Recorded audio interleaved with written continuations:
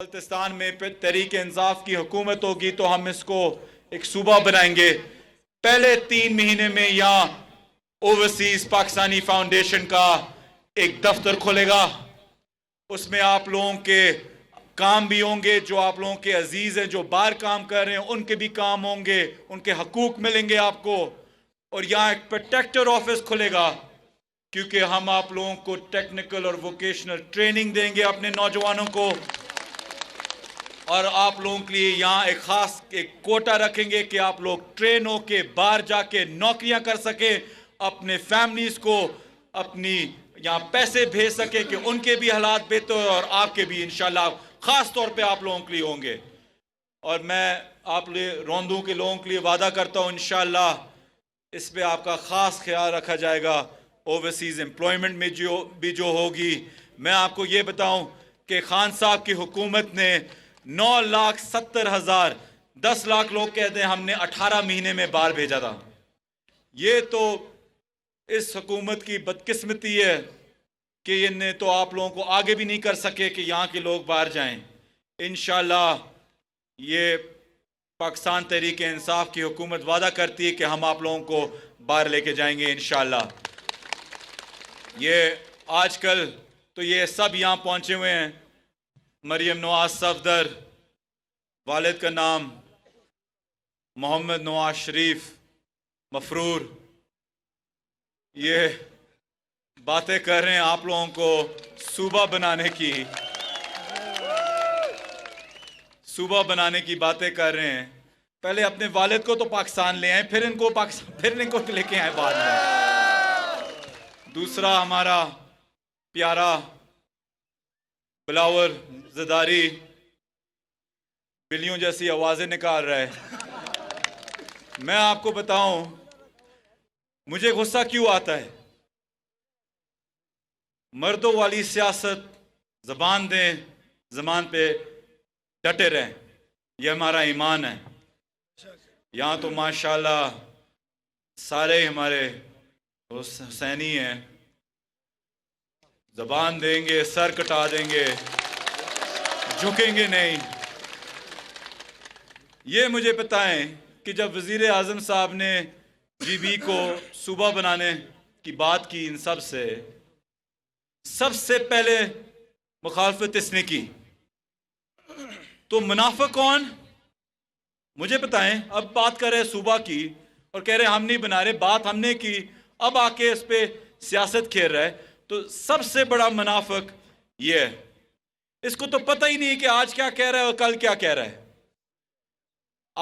मैं बार बार आप लोगों को कहता हूं क्योंकि यहां जहां भी मैं जा रहा हूं मैं सबसे ज्यादा नौजवानों को देख रहा हूं। इंटरनेट पे आज रात को जाएं, लड़काना की हालत देखें। जिस इंसान में ये शर्म भी ना हो कि आपकी वालदा वहां वजीर आजम हो, वालिद आपका वहां प्रेसिडेंट बन चुका हो, आज आपकी हुकूमत हो, लेकिन सबसे ज्यादा गुर्बत और सबसे बुरा हाल सिंध में आपके अपने हल्के की है। इससे गंदी सियासत और मुनाफिकत कौन कर सकता है कि आप लोग चले। GB तो आपसे बहुत दूर है, इनका जो हाल आप करेंगे हम सबको पता है, लेकिन अपने लोगों का तो ख्याल रखते, इनका नहीं ख्याल रखा, आप लोगों को क्या करेंगे। वो तो वहां फिर भी जाते हैं, रहते हैं वहां, लेकिन इनमें इतनी शर्म नहीं है कि अपने लोगों में आंख में डाल के देखते हैं और उनको नशे पे लगाया हुआ होता है। कोई रोड नहीं बनी हुई, कोई अस्पताल नहीं, सिर्फ और सिर्फ एक ही तस्वीर आपको निकलती है लड़काना से, वो उनके मज़ारों की, अपने एक फैमिली का मज़ार है और किसी गरीब का काम नहीं हुआ, बस यही एक चीज बनती है वहां। और जब बात आती है इस्लाम की, फ्रांस में आजकल आपने देखा है कि इस्लाम के खिलाफ सरकार दो जहां हमारे नबी सल्लल्लाहु अलैहि वसल्लम के खिलाफ एक कैंपेन चली है। इन दोनों को अपने बाबों को, उनके पापा को की विरासत याद आ गई, लेकिन रसूल पाक सल्लल्लाहु अलैहि वसल्लम की इनको इज्जत का नहीं ख्याल, दीन का नहीं ख्याल। कौन सी इतनी आवाज उन्हें उठाई है इस्लाम के लिए। यहां पूरी कैंपेन चली है, फ्रांस में सारे लोगों ने आवाज उठाई है, इनकी आवाज नहीं उठी। एक मुस्लिम दुनिया में एक अलमदार है जिसने इस्लाम का अलम पकड़ा हुआ है, वो है आपका वजीर आजम इमरान खान। सिर्फ अभी नहीं कि कोई बात हो फ्रांस में तो वो बात करें, इस बात को 1.5 साल हो गए, उससे पहले यूएन में इन्हें बात की हुई थी। इस्लामोफोबिया और इस्लाम के खिलाफ जो साजिश है उसके बारे में बात करते हुए सिर्फ वजीर आजम इमरान खान थे। तो मुल्क को तो डुबाना ही डुबाना है, इस्लाम को भी ये बेच दें। मैं आपको आखिर में ये कहता हूं कि नवाज शरीफ साहब जो आजकल मेरे ओवरसीज पाकिस्तानी बने हुए हैं, मैं उनको भी कहता हूं कि जब रोंदू में ओवरसीज का ऑफिस खुलेगा, इफ्तिफा उनसे कराएंगे कि आप आके रिबन काटें, लेकिन पाकिस्तान तो आ जाएं। मैं आपको कहता हूं कि इंडिया पाकिस्तान पे अटैक करता है, ये खामोश रहते हैं। पाकिस्तान की हुकूमत, खान साहब और पाकिस्तान की फौज डटी रहती है, ये फिर भी अटैक करते हैं। नवाज शरीफ साहब इंग्लैंड में बैठ के हुकूमत तो छोड़ दें, वो तो आपकी सियासत है। अब मैं GB वालों को क्या बताऊं आपकी और फौज की कुर्बानियों का। आपको तो बेहतर पता है, आपने तो कुर्बानियां भी दी हुई हैं। आप तो फौज के सबसे ज्यादा मजबूत हाथ हैं आप लोग, और उस पाक फौज पे ये अटैक करता है और फिर उनकी बेटी यहां के कैंपेन करती है। कैसे आने देते आप उन लोगों को?